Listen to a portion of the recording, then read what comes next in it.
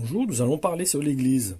Le vrai sens du mot Église a été galvaudé aujourd'hui. En effet, beaucoup de chrétiens n'ont pas une bonne compréhension sur la façon qu'elle devrait être représentée par rapport à l'Église primitive.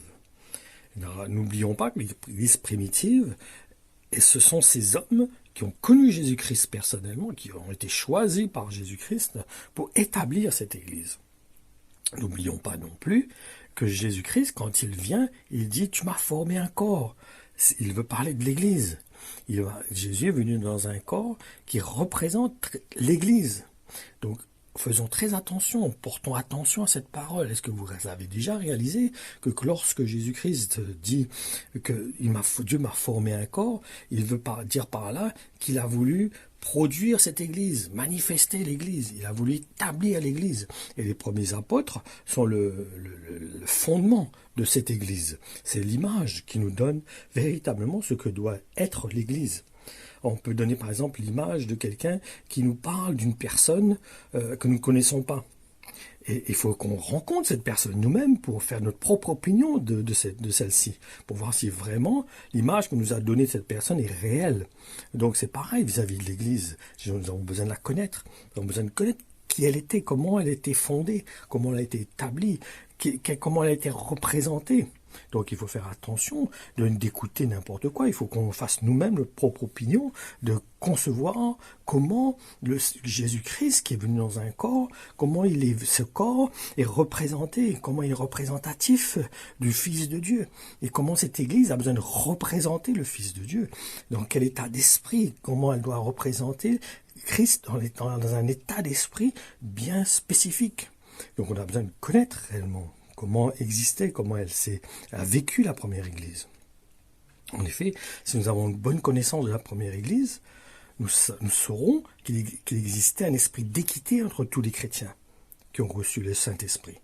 Parce que c'est le Saint-Esprit qui nous permet d'avoir cet équilibre, qui nous emmène à prendre notre place dans le corps de Christ. On ne prend pas notre place par nous-mêmes dans le corps de Christ.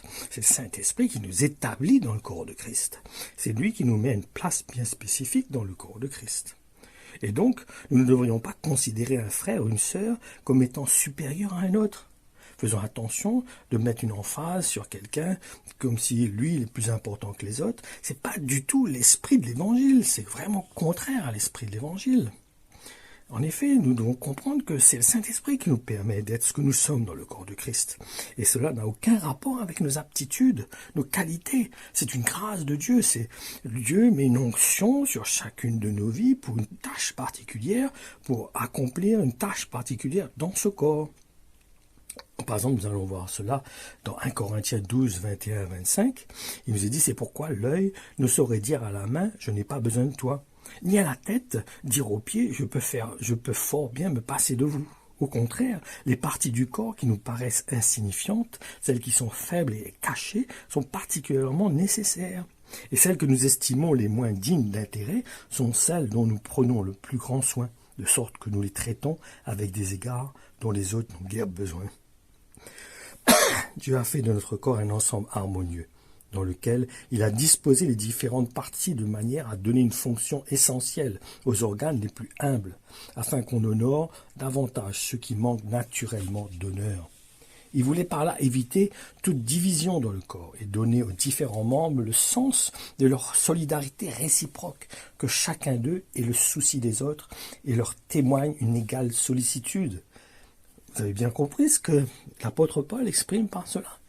Attention, l'esprit de l'Église, c'est quelque chose de fort, c'est un amour tangible, c'est un amour qui nous emmène à considérer chaque membre du corps et à considérer pour qu'il s'établisse, qu'il s'affermisse, pour qu'il prenne sa place. On considère celui qui est faible autant que celui qui est bien, celui qui est fort spirituellement. Il n'y a pas d'égalité, au contraire, on va mettre plus d'emphase sur celui qui est malade afin qu'il prenne sa place dans le corps, afin qu'il n'y ait pas de membres qui ne soient plus actifs.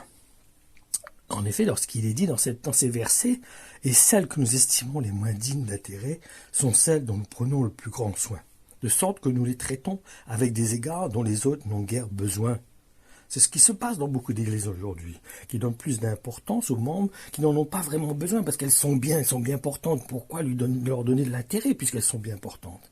Alors qu'ils devraient plutôt montrer plus d'intérêt à celles qui sont faibles, parce que c'est elles qui ont besoin de se fortifier, afin qu'il n'y ait pas des membres dans le corps de Christ qui soient affaiblis, qui affectent le corps.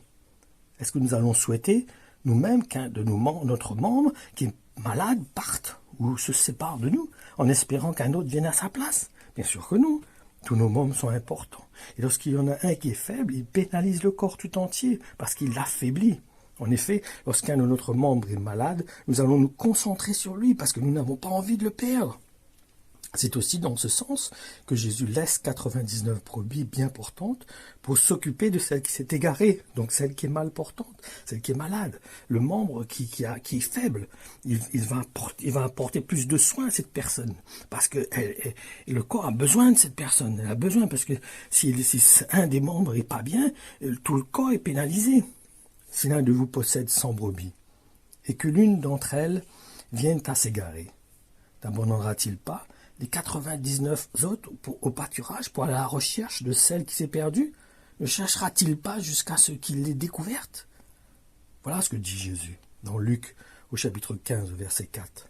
Donc ma conclusion, l'état d'esprit de l'Église devrait consister à porter plus d'attention aux frères et sœurs qui ne sont pas bien, plutôt qu'à celles qui sont bien portantes. En effet, c'est cela qui est l'esprit de l'Église. C'est là que nous devrons considérer l'esprit de l'Église. Et non de mettre les phares, les projecteurs sur un homme, comme si c'est quelqu'un qui est important, qui va prendre toute la place du corps. Et c'est faux, c'est pas du tout ça l'esprit de l'Église. Ça n'a rien à voir avec ça. On se trompe, on s'égare. On n'est plus dans l'esprit de l'Église primitive. Faisons attention, portons attention.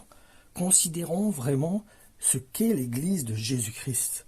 Laissons l'Esprit de Dieu nous établir, nous emmener à voir clair dans ce qu'est l'Église de Jésus-Christ réellement.